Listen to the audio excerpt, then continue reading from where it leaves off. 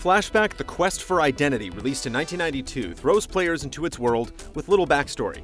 You awaken in a jungle, unaware of the broader conspiracy that eventually reveals itself. There's a pronounced element of danger since you're less capable than the typical video game hero. Falls can be fatal, and character movement conveys a convincing feeling of weight, giving Quest for Identity a sense of physical reality that was rare at the time, comparable to the visionary work of Jordan Mechner, creator of Prince of Persia.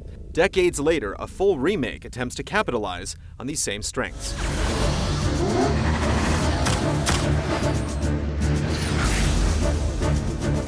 But while Prince of Persia found success, sequels, and rebirth, it seems Flashback is destined to fade into distant memory. In this remake, every detail lifted from Quest for Identity, such as the overall story and deliberate feel of movement, is tarnished by additions that are simply pointless or actually make the game worse. Vector Cell's attempt at revitalization is nothing short of a mess, missing the appeal of the original and making only minor improvements to a design that feels understandably dated. The new Flashback does add analog control, which makes moving around much easier since there's no longer a need for a separate run button. Indicators now mark which ledges you can and cannot jump to, removing much of the trial and error of before. Targeting enemies is also much easier with the ability to fire at any angle, and a laser sight clearly gauges where your shots will hit.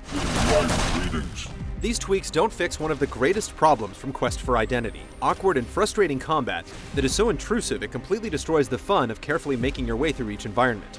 Small droids, the most basic enemies, hurtle themselves toward you, necessitating quick aiming and keeping your distance.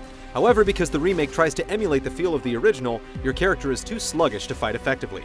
Attempting to climb up to a different vantage point almost ensures you'll get hit because of the emphasis on animation. Many spaces feel so congested that it's often hard to dodge at all. Even when you're given ample room to duke it out, battles are extremely monotonous. There are only a handful of different enemies, and they all act very aggressively. Targets take far too many shots to kill, and this is especially true of the aliens you fight toward the end of the game. Not only can they take an obscene amount of damage, they spend most of their time in an untouchable form. These enemies are present in the original and are just as annoying, but the remake was a great opportunity to make the fights less aggravating.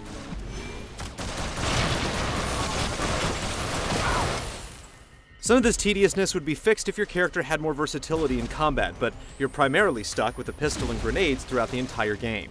While the pistol is at the very least a reliable weapon, grenades are practically useless during battle since you have to awkwardly aim them with the right stick. I need urgent medical assistance here! Almost equally worthless are so-called skills, which you gain by leveling up. Each level nets you points that you can put into one of three categories: accuracy, technology, and stamina. By putting points into them, you gain benefits like increased health, reduced fall damage, and improved chances for critical hits. The problem is none of the skills offer immediate or obvious advantages. For example, when you put a point into the stamina tree, you're never told how much health you've gained. The payoff is so negligible that it's barely worth bothering with. While the narrative itself is largely inoffensive, the way it's told is clumsy at best. After awakening in a jungle, you discover that you're Conrad B. Hart, an agent for the Galaxia Bureau of Investigation. Your memory was wiped, and you now have to figure out why. Instead of slowly uncovering a well-layered mystery, you'll know how the story will end halfway through. I seem like a really sharp guy. You're lots of things, but you're no fool. Just as predictable is Conrad's updated look, which makes him look like a cheap Nathan Drake ripoff without a shred of personality. Even worse than his generic look are the words that spew from his mouth. Lines like "awesome sauce," Awesome sauce. or "the only thing I'll ever be late for is my funeral," are dumb and awkward.